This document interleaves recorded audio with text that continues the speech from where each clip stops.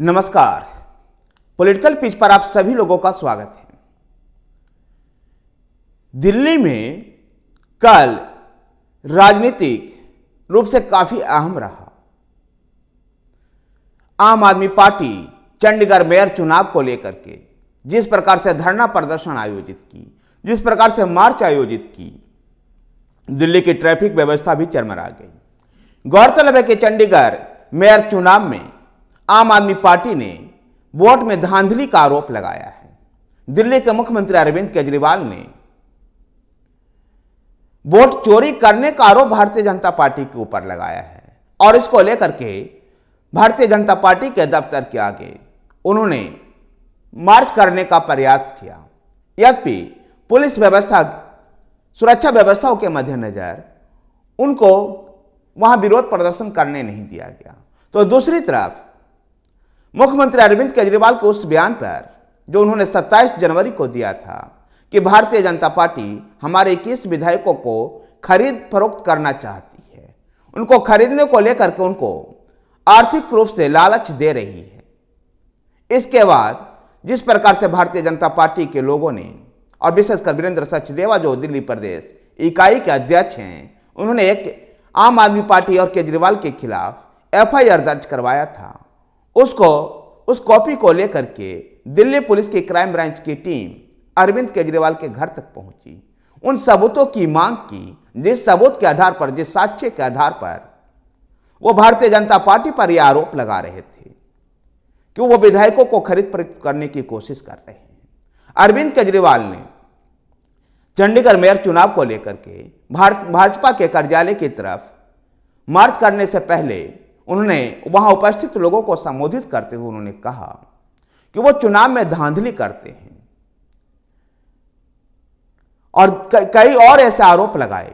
मैं अरविंद केजरीवाल जी से पूछना चाहता हूं, उन्होंने साफ तौर पर कहा कि उनकी पार्टी आंदोलन से निकली हुई पार्टी है। निश्चित रूप से उनकी पार्टी एक आंदोलन से निकली हुई है।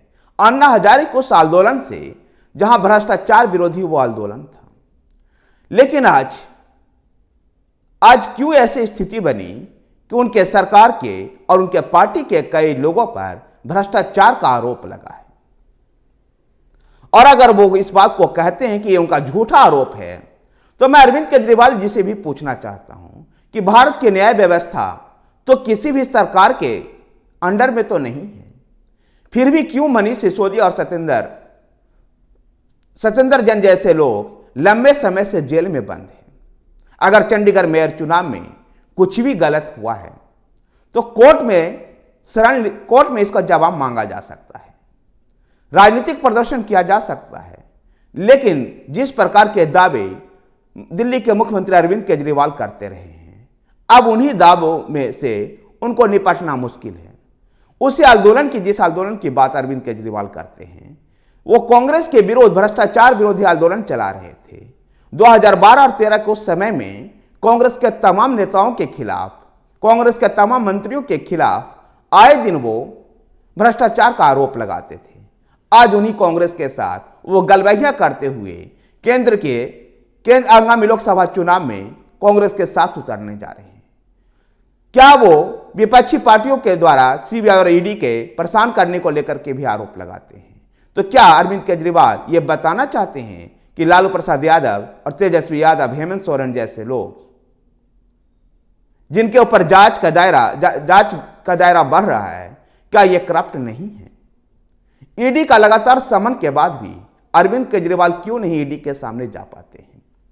अगर उनको ऐसा लगता है कि भाजपा उनको जानबूझ करके परेशान कर रही है, तो अदालत तो भारत में स्वतंत्र है और जब तक हम इन संवैधानिक संस्थाओं पर विश्वास नहीं करेंगे, लोकतंत्र और गणतंत्र नहीं रह पाएगा। और जैसा कि वो गणतंत्र को बचाने को लेकर बात करते हैं, ऐसे में उनको लोकतांत्रिक संस्थाओं पर भी विश्वास जताना होगा।